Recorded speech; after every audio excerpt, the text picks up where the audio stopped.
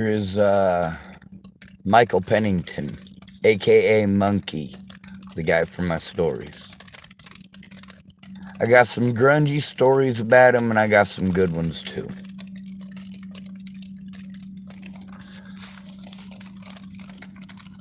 I know they take homeless people's kids.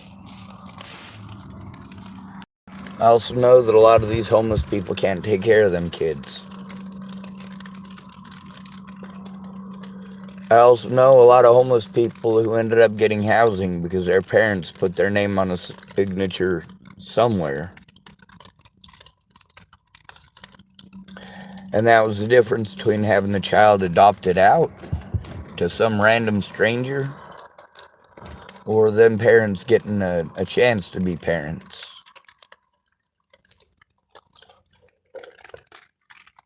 So they end up getting housing.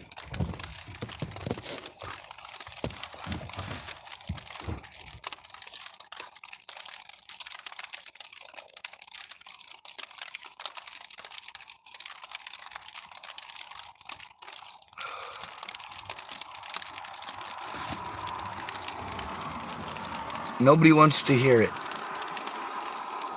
Nobody wants to hear about how this internet bullshit destroys people's lives. Just see, everything that I need in order to fucking take care of myself was taken away from me before Natalie was fucking killed. I've been fighting to get it back ever since. All those back payments that I had to spend on other shit, all of that money that I needed to have, money to actually take care of myself, all got spent traveling to court date after court date, where nobody would look at the evidence, nobody would try, they just talked over me. Every one of them, every fucking one.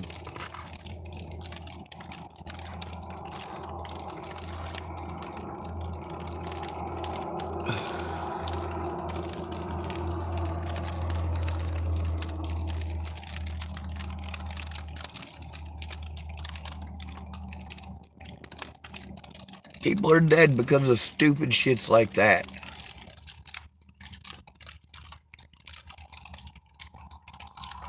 Michael Pennington and Loretta Roberts got their son taken away in Arizona. They got him back. They went to Colorado. Now they're getting him taken again.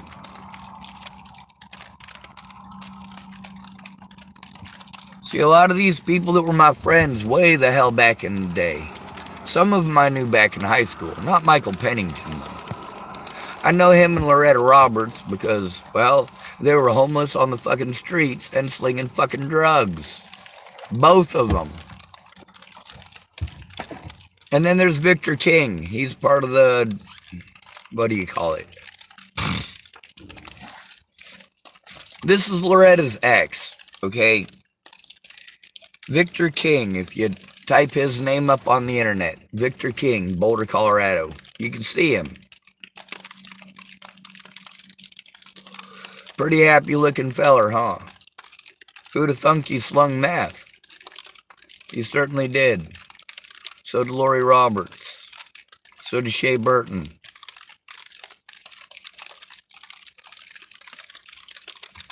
Same shit I had to deal with in Chapel, Nebraska, but what's the difference? In Chapel, Nebraska, if I wanted to go see any of my friends, we were stuck indoors. And I was stuck with a bunch of fucking druggies. In Boulder, Colorado, I didn't have to hang out with the druggies. I could go to fucking Starbucks. The library was always sketch. Going to the places where they feed people was always sketch. Going to the warming centers was always sketch. Going to the homeless shelter was always sketch. But I walked people to those places anyway.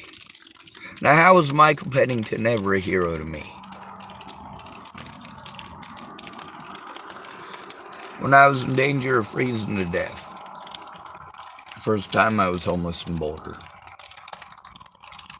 When I was in danger of freezing to death, he shared his blanket with me for almost full winter.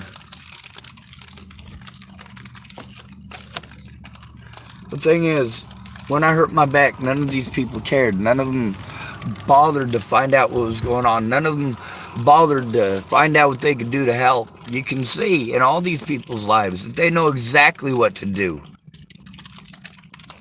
And they know how to do it right away. But do they? Now that Michael Pennington got housing, yeah, one of the predators I was trying to turn in there, Steinman. Michael Pennington's talking about how Steinman signed a what's-it for him to get into housing. Imagine that.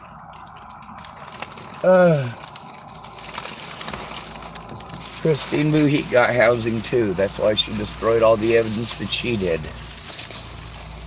Or did her best to. There's some other promises they gave her and they didn't keep them. She also thought she was going to try to destroy Ed Simmons' life. You know, I had to be the one to tell Ed Simmons that his son's mama was dead. And I didn't even get to tell him. Because I wasn't even sure if she was dead. Her and fucking TJ pulled that shit at least twice before. And you get to hear how everybody tries to pawn me off on somebody else. Why don't you call Dwarf? That's a monkey, right? Yeah, monkey, that's the thing. All of you, every fucking one of you, threw me away before Natalie died. Alright? You threw me away before Natalie died. Not only before Natalie died, but before I ever went to Virginia over a year before that. You all threw me away. Not only then, you threw me away over a year earlier than that. 2015 is when all of you threw me away like I was garbage.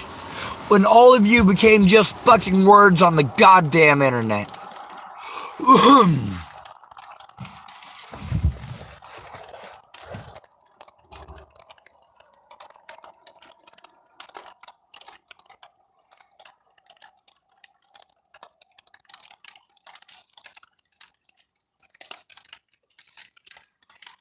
I literally cannot take care of myself.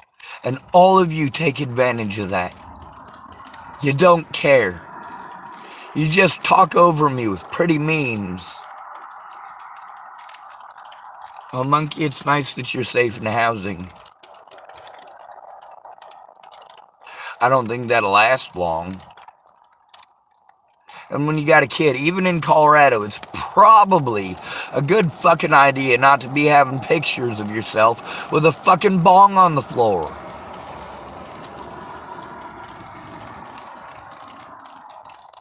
And no fucking joke.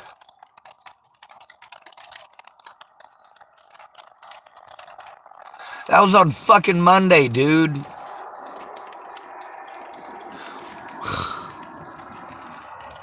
Let's see, it is Saturday, May 27th at 5:47 in the a.m.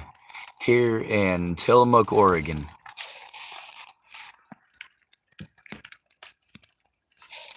$5:47, Saturday, May 27th.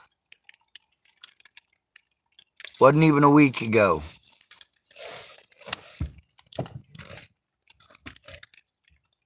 I've been up all night having a severe panic attack, as very often happens.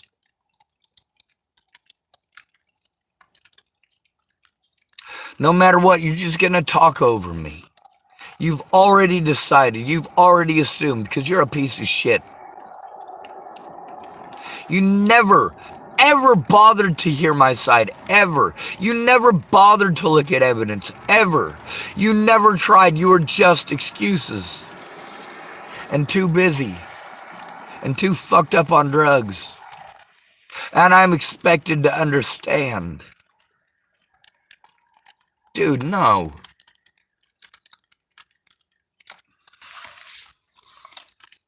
No, I don't fucking understand. And don't pull this bullshit of, oh, well, when you have kids, you'll understand. Nuh-uh. I won't have kids, dude. I'm not a fucking idiot. I use my brain. It's not all gummed up with, well, thinking about sex.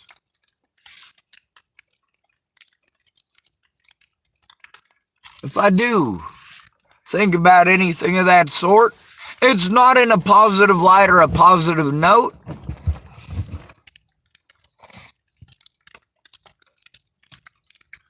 But Michael Pennington, he likes to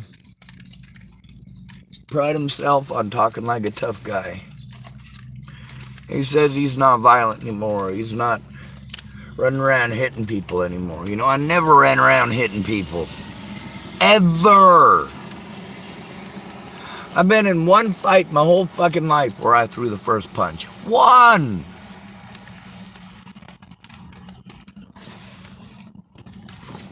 The guy's name was Ty Nemo. And yeah, that's a strange name. I know a lot of people with weird names. Get over it.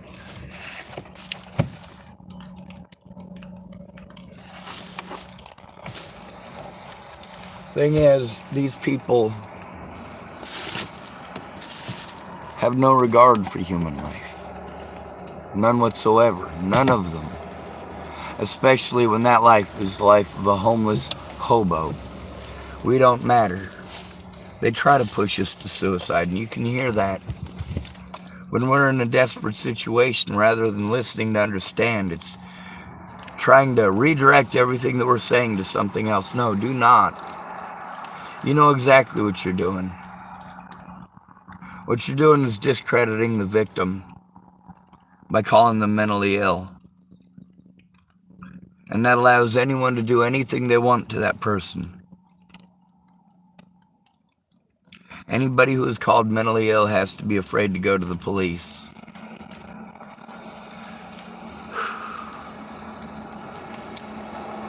They might not recognize you even if you're famous from the 1980s.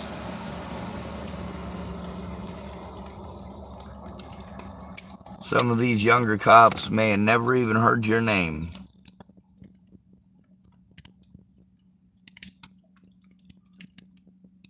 So do us at the bottom have a chance at? Nothing.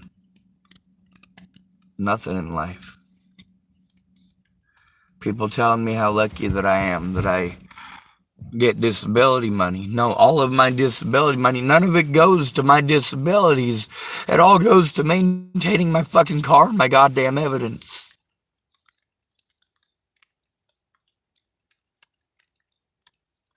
That evidence is my life. That is the chance for other people to have a real life. But it also shows that when you're an at-risk adult, you're the person that people are going to go to.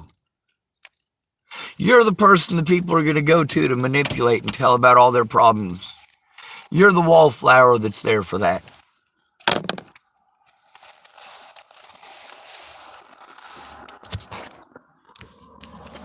I can't take care of myself, and it's a horrible thing. It's a horrible thing that you force me to do things that I'm no longer capable of.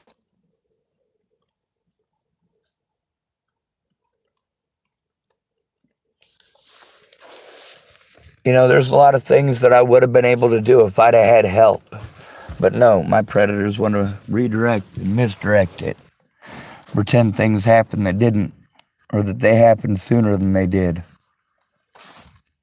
That's where fucking up the timeline is so important. Monkey, on the other hand, you know what? I can't believe that him or Lori could ever stay sober. I don't think that is a possibility. The other thing is, I take false allegations very seriously.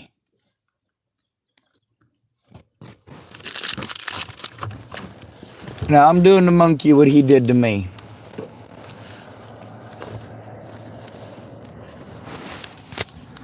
Absolutely. But it's not in all fairness. It can't be in all fairness because, well,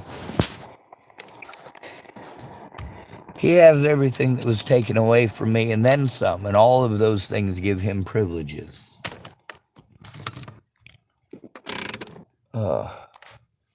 Oh, don't need to do that. Alright. Well, I have nonstop panic attacks since 2015 over the way that people treated me.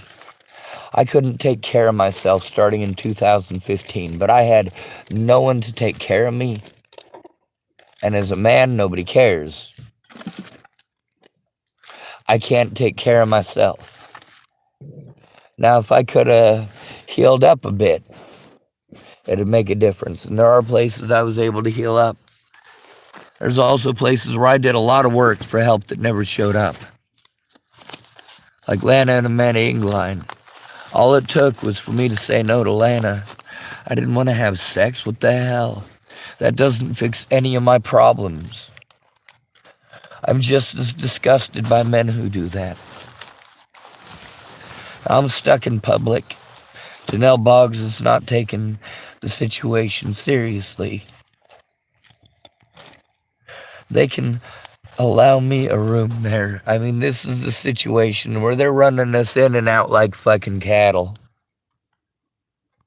We're not people to any of these son of a bitches. We're bovine. We might as well be getting milked, making cheese.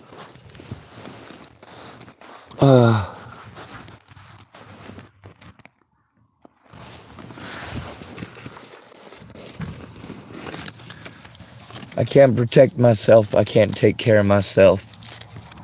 And I have to be afraid to turn in the police or anyone else because we are so disrespected and spoken over.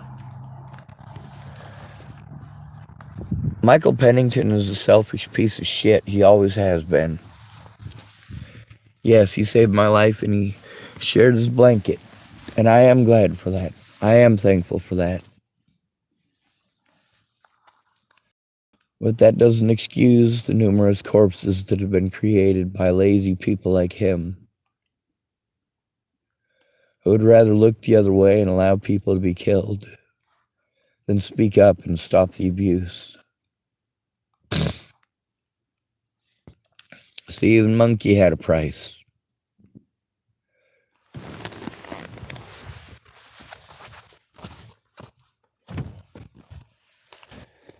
Maybe he'll get his kid back and maybe he won't.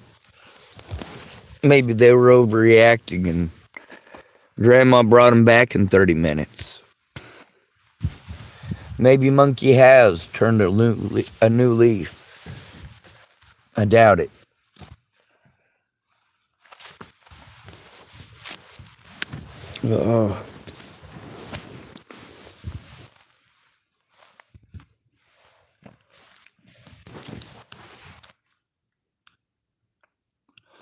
All of these people showed that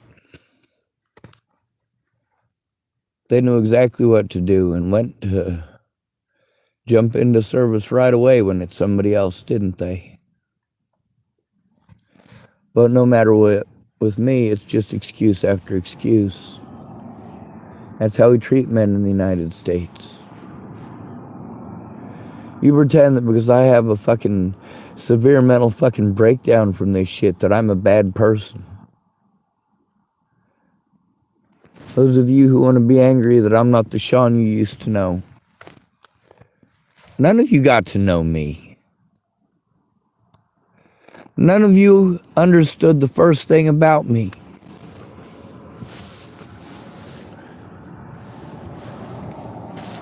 There's people who made fun of me for having Tourette syndrome that I tried to explain to them on multiple occasions, dude, I got Tourette's. Years later, they forgot I got Tourette's. Like, really? What the hell's going on here?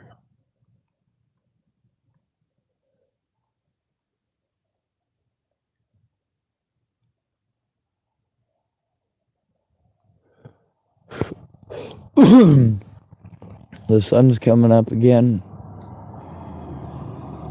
I haven't gotten any sleep, and I have to be afraid everywhere I go for good reason. Telling me to move on to somewhere else doesn't work. You need to stop. You need to stop letting people do this everywhere I go. It's wasteful of your tax dollars. I never wanted none of this trouble.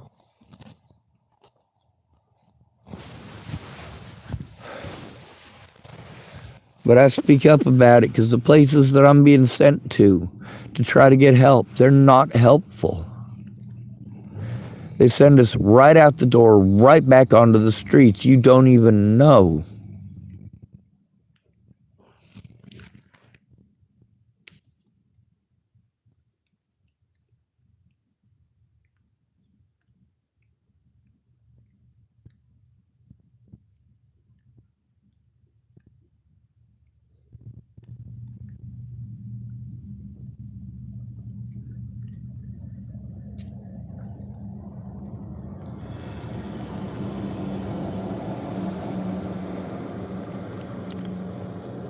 Calling 988, always a bad idea. They'll push you to commit suicide. Can't go to the cops, they'll push you to suicide or shoot you or both.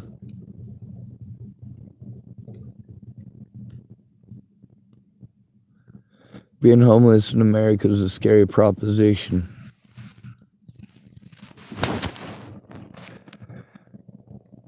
The only time I would ever stand against the Second Amendment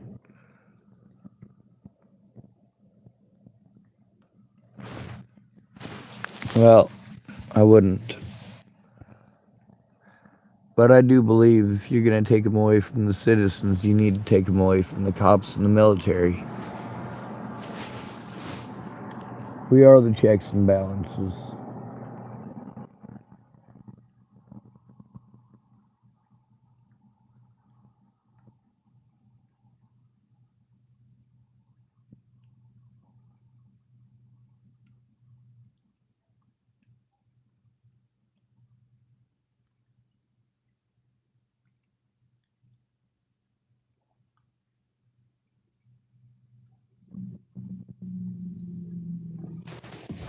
I don't trust anyone I know because none of them are trustworthy.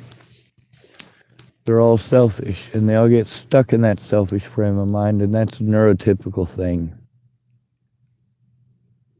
The thing is, I should have never been your boogeyman or your boogie monster or whatever.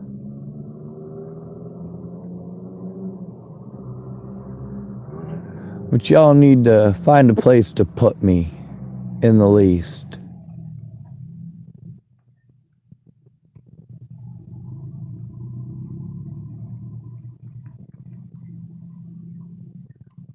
I'm not interested in taking lives. I'm only interested in saving them.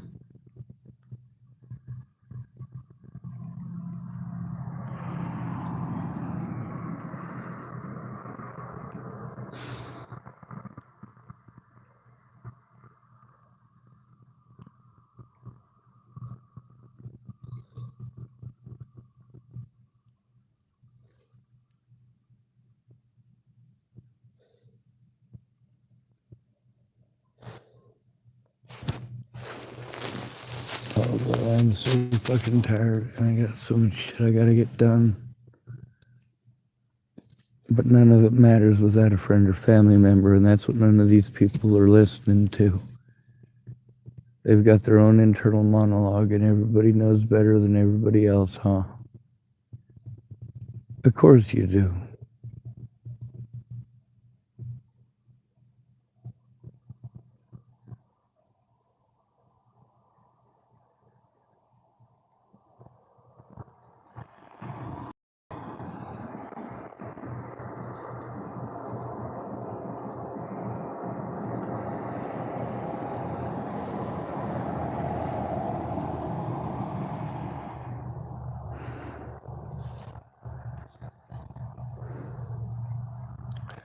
I've been living in hell and fear for 7 years. Not just for me, but also my friends and family.